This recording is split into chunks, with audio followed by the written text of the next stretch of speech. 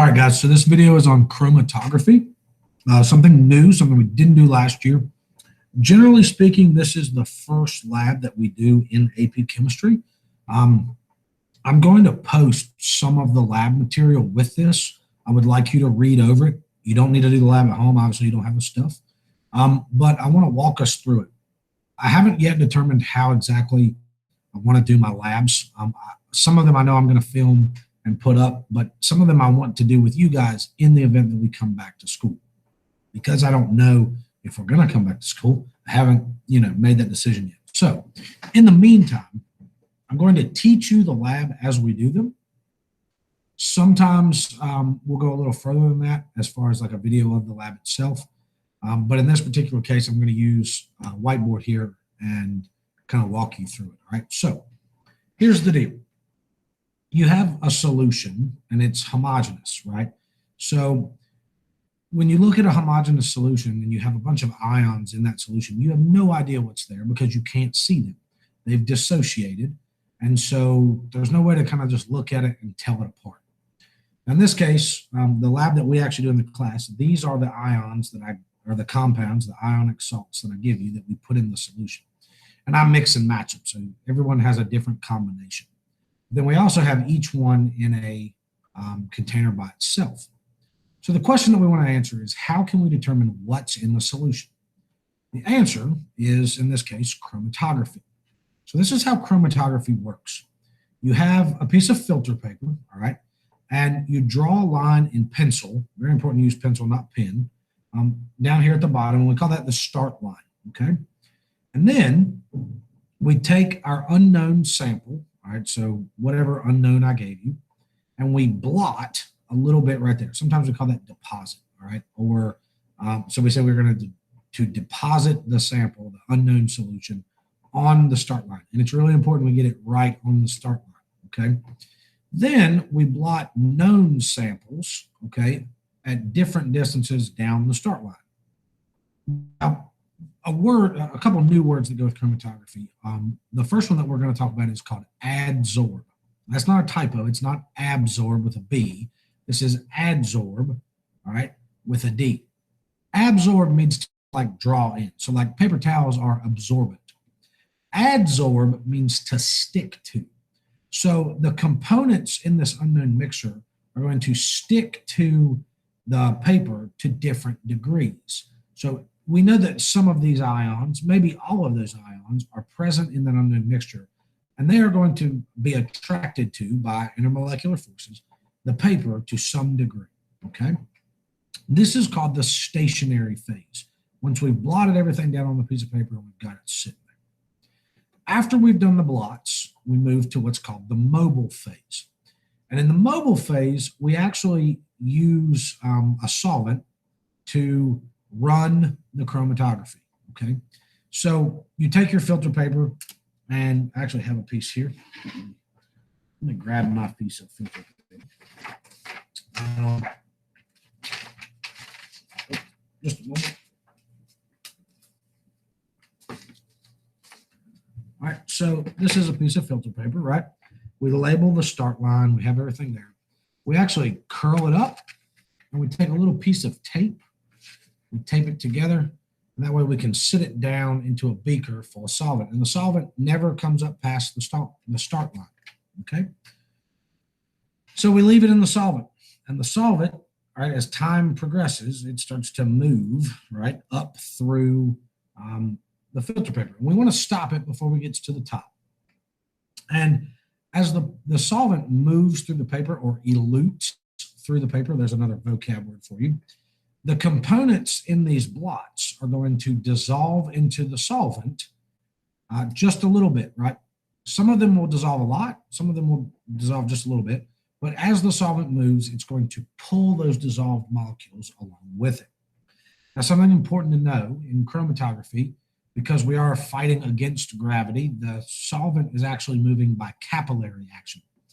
If we were using like a column chromatography, you actually load a column in the top and it filters down and you use gravity. So a lot of different ways to do separations of mixtures. For chromatography, we do need to know it's capillary action that pulls the solvent up through the paper, okay?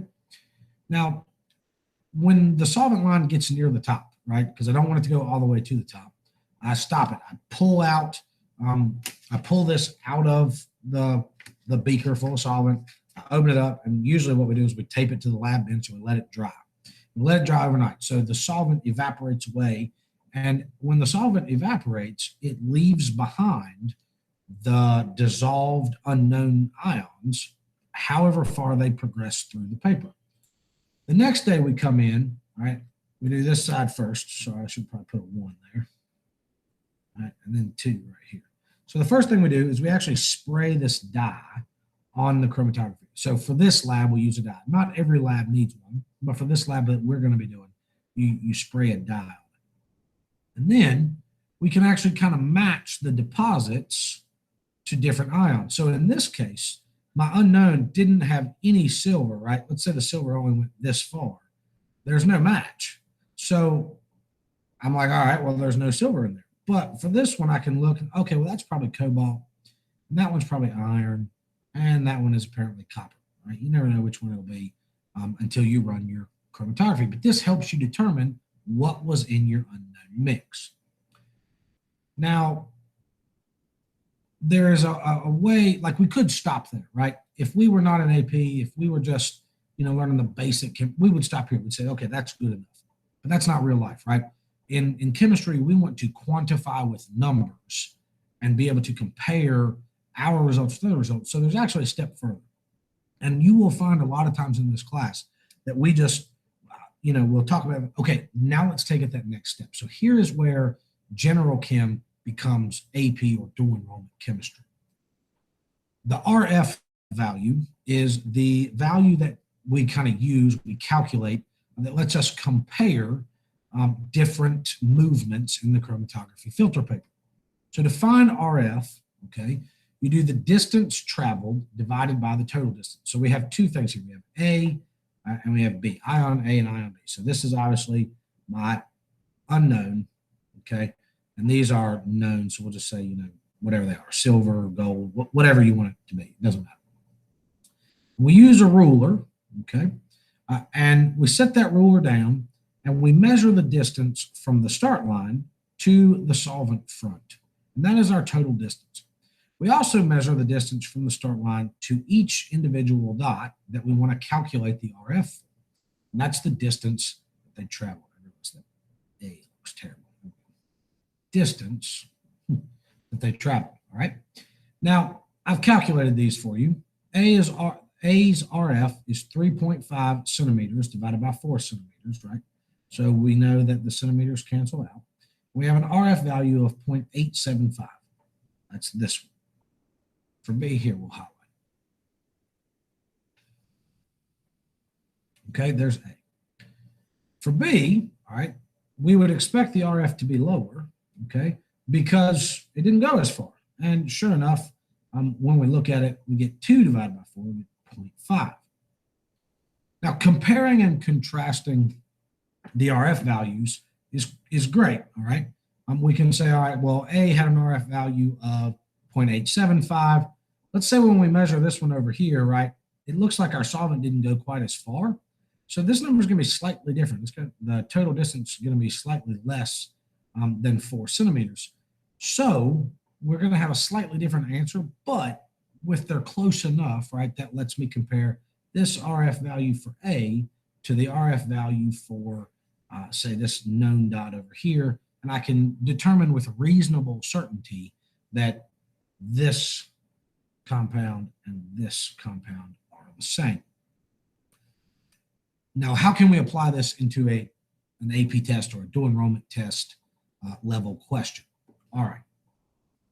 This is the tie-in. This is the AP level thinking that we want to get to. If you're using a polar solvent, the RF values that are larger must be polar molecules because like dissolves like, right? So like dissolves like, that's a first year chemistry, that's a biology concept from 10th grade. So now we want to be able to take this number, this RF value, and we want to be able to connect it to the actual behavior of our solvent. So if I know my solvent is polar, which that's normally what I would start with chromatography, I pick my solvent. I say, okay, this is I know is a polar molecule. Let's say we use something like acetone. Well, the bigger the RF I calculate, the more polar those molecules must be. So let's go back and look at this. So let's say that our solvent, okay, was polar. Well, in that case, molecule A, compound A, whatever it is more polar than compound B. And if we call these, let's say this is known 1, known 2, known 3, and known 4, we could rank these in order of polarity. So we would say that 4 is more polar than 2, which is more polar than 1, which is more polar than 3. 3 is the most nonpolar compound that we tested in this run. And I know that because it didn't go very far. All right. So think about the opposite. Let's say we used a nonpolar solvent. Then the largest RF value would be the most nonpolar compound, right? So just varying what solvent we use for our experiment allows us to determine the polarity of the molecule in question. Now, there are some other things that you can determine from that, but this is a good place to start, okay? So when we do this lab, this is actually something that we'll try to figure out which molecule that we're testing is the most polar, right? And we'll see if we can connect that to some things. So that's the lab on chromatography, okay? Always be looking to make connections to things that you learned last year, right? So in this case, it would be a connection to polarity, right? So if you have any questions about this, shoot me an email. I am going to post the, it looks like this, the actual lab prep that I'll give you. I'm not going to give you anything like as far as the data or the questions are concerned, but I'm going to give you the lab prep so you can read it. All right. I do want you to read the lab prep. Okay. Either in a video, you will see that lab. I will give you data and you will have to answer the questions. Or if we come back in person, we will perform the lab. And again, you'll be doing questions. So watch this video, take notes on it, read the lab prep that I'm going to post. Right, and if you have questions, let me know. All right. I'll see you guys in the next one.